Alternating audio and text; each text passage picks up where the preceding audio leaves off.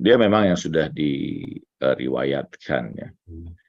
Antara kemudian Habib Al-Muzahir dengan Maisam At-Tamar, dua orang yang selalu bersama dengan Imam Ali bin Abi Thalib. Imam Ali bin Abi Thalib memberikan kepada keduanya ilmu balaya wal manaya, ilmu yang terkait masa lalu dan masa yang akan datang. Suatu saat mereka berjumpa di pasar di Kufah dengan bersama-sama menunggangi kuda, dan Maisam At-Tamar kemudian berkata, wahai yang terbunuh untuk putra Rasulullah SAW. Dan kemudian Habib Al-Muzahir berkata, wahai yang akan terbunuh disalib di sebuah pohon tamar, di sebuah pohon kurma. Dan kemudian keduanya tersenyum, berpelukan, dan kemudian mengucapkan perpisahan. Dan ketika peristiwa Karbala terjadi, 10 Muharram, Habib Al-Muzahir syahid di sana, sementara Maisam At-Tamar berada di penjara. Dia tidak mampu ikut bersama itu, tapi kemudian setelah keluar dari penjara, dia menceritakan tentang kemuliaan Ahlul Bait alaihimussalam, dan kemuliaan Ali bin Abi Thalib, kemuliaan Al-Hasan, Al-Husain, dan keluarga suci Rasulullah SAW, sehingga Ibnu Ziyad kemudian tidak tahan untuk menanggung apa yang diungkapkan oleh Maisam Tamar, sehingga diperintahkanlah seorang prajurit untuk mengikat Maisam At-Tamar di sebuah pohon kurma. Pohon yang sejak kecil dia rawat pohon itu, dan setiap pagi dia berbicara dengan pohon itu bahwa Maulaku Amirul Mukminin telah berkata kepadaku bahwa engkau kelak akan menjadi saksi atas kesahidan diri.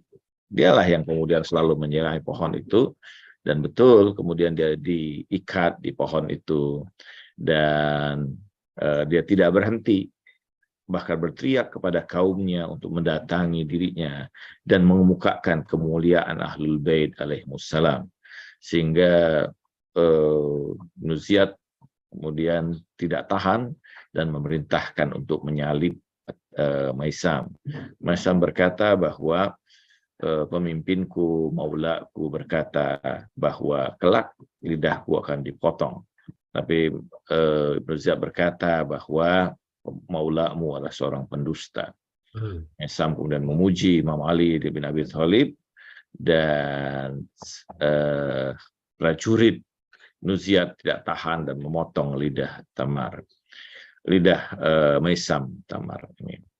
Nah, ini orang yang begitu mendalam ya kecintaannya kepada Ahlul Bait alaihimussalam, di saat kemudian keserakahan, kebencian, dan budaya jahiliyah kembali mengambil alih pada kekuasaan pasca Rasulullah SAW, dan keluarga suci Rasulullah SAW disia-siakan sebagai wasiat, salah satu wasiat yang diwasiatkan oleh Rasulullah SAW kepada umat ini, ketika Rasulullah bersabda, ini tarikum fikum takalain, ma'ita masaktu bihi malan tadilu abadan, kitab Allah wa itrati ahlul bait. Ini hadis yang berasal dari Rasulullah dan diriwayatkan juga oleh Muslim ya. Dan ini adalah kecintaan yang jauh dari lubuk hati yang paling dalam dari seorang pecinta Ahlul Bait alaihissalam yang rela kemudian mengorbankan dirinya karena kecintaan kepada keluarga suci Rasulullah SAW. Mungkin nilai yang paling utama yang bisa kita saksikan, bagaimana kecintaan itu begitu meneguhkan diri seseorang, yang dia dengan sukarela menyambut syahadah untuk mempertahankan cintanya kepada manusia-manusia yang menjadi kekasih Allah Subhanahu wa taala.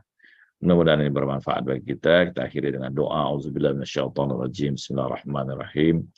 Allahumma arinal haqqa haqqa warzuqna tibaa wa arinal batila batila warzuqna tibaa warzuqna istinaba. Ya Allah, anugerahkan kepada aku untuk menyaksikan kebenaran sebagaimana kebenaran, dan sehingga aku mengikutinya, dan saksikanlah kepadaku bagaimana kebatilan itu sebagai kebatilan, sehingga aku menjauhinya. Ya Allah, berikan kepada aku, tanamkan di hatiku kecintaan pada kekasih-kekasihmu. Gabungkan aku bersama dengan para kekasihmu, dan perkenankan aku mencintai apa yang dicintai oleh para kekasihmu. Birahmatika ya arhamar rahimin, walhamdulillahi rabbil alamin, wa sallallahu ala sayyidina Muhammadin wal tahirin, walhamdulillahi rabbil alamin.